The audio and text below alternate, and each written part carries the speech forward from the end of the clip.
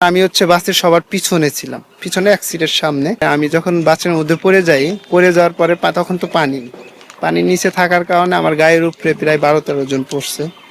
তাই সেই ক্ষেত্রে মনে করেন যে আমি অনেক আপ্রাণ চেষ্টা করছি যে ওই ক্ষেত্রে উঠবো। তাই পানির মধ্যে হচ্ছে আমার গায়ের উপরে যখন পড়ার কারণে তখন আর মনে করেন যে আমি করতে পারিনি।